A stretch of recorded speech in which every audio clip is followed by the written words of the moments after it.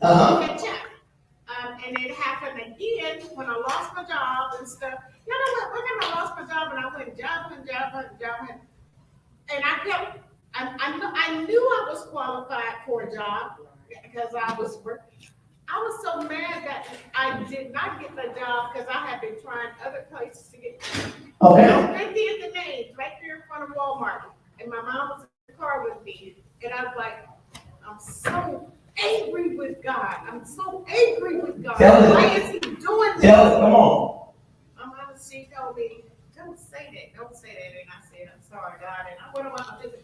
Then I got a job. There's a job for me. It's all I just have faith, and it always works out for me. Just recently, in November this past year, again, because when you work at OPS, I was just talking to somebody here in church. You don't get an income on the summertime. They sure do. You still got to pay mortgages and stuff like that. So I'm still behind from the previous year when I didn't work. So that's 2 months, and then this 2 months, and the social worker there said, "Hey, I know, OPS is doing this, blah blah blah." He said, "Here, they paid me up on my mortgage." That's God. That's God. That's God. Thank you for sharing. What's go next?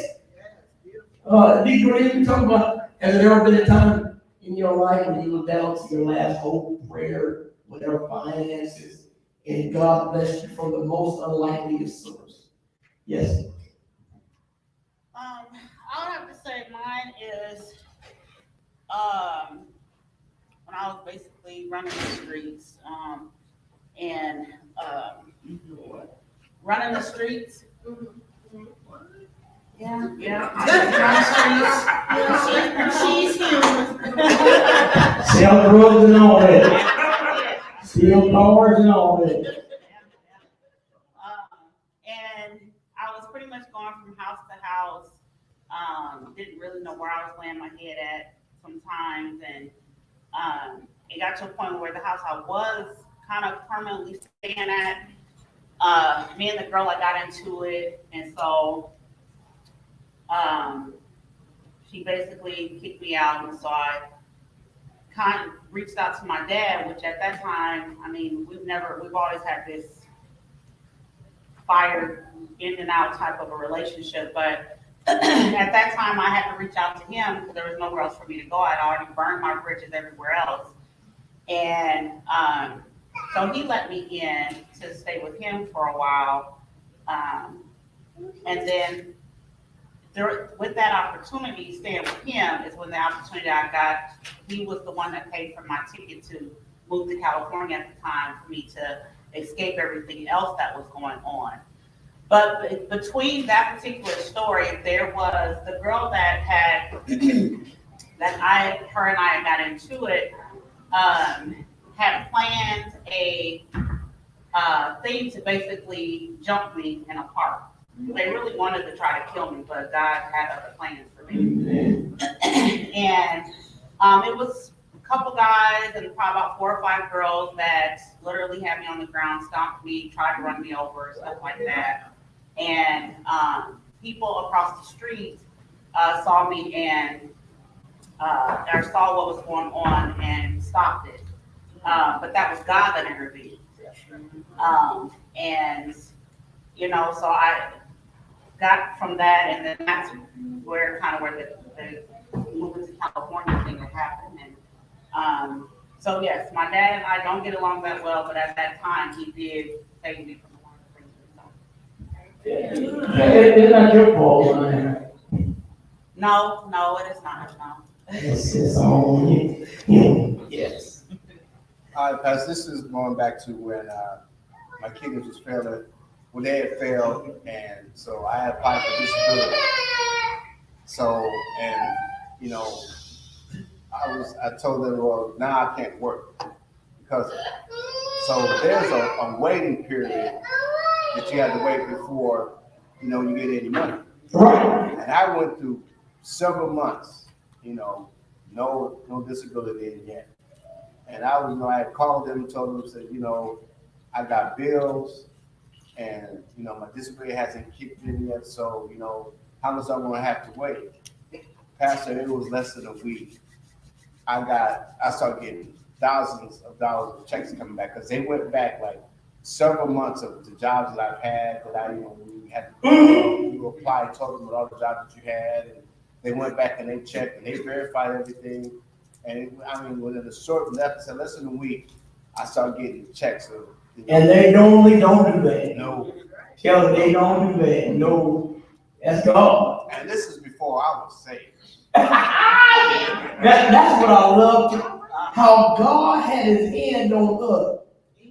Oh, God. Oh, God. He didn't save us from where we was at, but he saved us because he knew what we would be. Yep. Amen. That's the truth. That shouts me, man. That shouts me. Who wants to go next? Yes.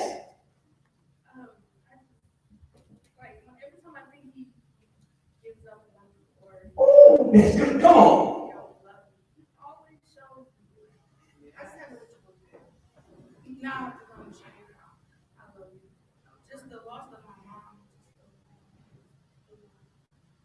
I'm alone, but having somebody to come here and show me the word of things come to life. I always love this. Come on. Just because people don't see things the way they'll try to hurt you, but one of these, like, we always should, like, we always like, protect me, even when you don't think it's Woo. and that's just what he's showing me. Even though, he's like, Uh-huh. and just being a foster mom, it's just showing me, they just keep me going, you know what I'm trying to do. Yeah. This is your problem, this is what I need you to do. So he got a way to use people to show you don't want to see they keep having to come back in your face. I want you. Mm-hmm. He is. He pours into us. Someone wants to go next. Yes. What do you want to know? Because I can tell you a few stories. Go ahead. Go ahead. Go ahead. Bless us, daughter. Go ahead. Well, recently, July 1st, I quit my job. Most peaceful thing I could ever get. Okay. Just because I get emotional because I was the only African American at the job. Mm-hmm. I did my job well. But because I didn't have to try as hard as the Caucasian people, they had a target on my back. And so I would tell my therapist, like, they gunning for me. And she like, why do you feel like that, mommy? Black lady. But she like, why do you feel like, tell me what? So I would give her like all these examples. So they let me work the whole day. They called me from the hospital, and my supervisor was like, so the job I was at dealt with donations, and I dealt with death every day. Right. So she called me in the office, and she started with like, well, they said that you're angry. They said that you're, all the stereotypes of an angry black woman. Mm-hmm. So after she said that, I instantly heard nothing else because now you are labeled. Right. So I said, so how are we moving forward? And she said something else. At that point, she's like Charlie Brown, womp. I heard nothing. But I felt like what they thought I was going to do was like explode. Mm-hmm. Act out. Mm-hmm. So she said something else to me. And I said again, how are we moving forward? But you know what? That morning, and I know like people talk about like angel numbers and things like that, they aren't real. But I'm telling you, that morning my dad texted me at 5:22. Mm-hmm. 22 means a matter. Uh-huh. I'm not really into it, but I'll look it up. So my dad texted me at 5:22. When I got to the hospital, it was like every time I looked at my phone, it was something 22. Okay. Something 22. So when I got to the office, called back to the office, the lady was like, this is when she started telling me stuff. So she didn't tell me how I was moving forward. So you know what? That 22 let me know that I was gonna be okay. So July 1st, I pushed my computer, everything over to her. And I said, just make today my last day. I had to step out on faith and know that I was gonna be okay. Yeah. And I still don't have a job. Last week was my first time putting in an application. I have 3 interviews, but what I like about it is that I have the option to pick what I want. Because what I don't want these white people to think, and I'm sorry, but I don't want these white people to think that I need them. And that's what I felt like they wanted me to say, like,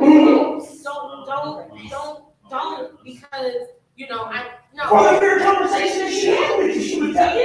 Yeah, so, I mean, I didn't give a 2-week notice, and then what was funny is the HR people called me that Friday, and they were like, well, can you come in because we need to talk to you. And so one of the HR people is a black woman, and she said, I know what they told me isn't right, so I want to hear it from you. Well, they never told the woman that she said I was angry. And then in my head, I asked the supervisor, like, how am I angry at people that are grieving? How am I angry at families that are grieving? And when I asked her who they was, she never told me who they was. She didn't want to share that. Ooh, that killed me, the thing. Yeah, so what I did was, you know, I said, I have never been at peace with quitting and being okay with just not having a job. Like, I'm at a peaceful place in my life. And I threw myself a birthday party. I spent a lot of money on my party, but guess what? I laughed because I said, man, faith is a booger wooger. When you do what you're supposed to and you start aligning yourself. I said, because the money I spent on my birthday, I got it back. And I was like, dang, and it wasn't even nothing major. We just went to Topgolf. But I don't do stuff like that for myself. I usually just go eat. But the money that I spent got back. I ain't had no job. I'm not hurting. My bills are paid. Like, I am doing fine. Praise God. Totally not in a rush to do anything. If the right job comes along, you know, that's just, I've learned to lean on faith and not doubt. Because when I used to tell people, like, oh, I got faith, but I would doubt. And I'm telling you, like, I've never been in a more peaceful place at my age of 40 in my life. Amen.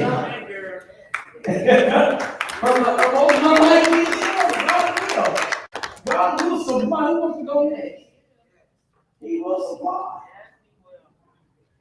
He said, but my God shall supply all of your needs according to his riches and glory. Yeah. Anybody else? Well, I guess that's all for new people that came here. We're talking about, has there ever been a time in your life where you were down to your last hope, prayer, finances, and God bless you from the most unlikeliest source?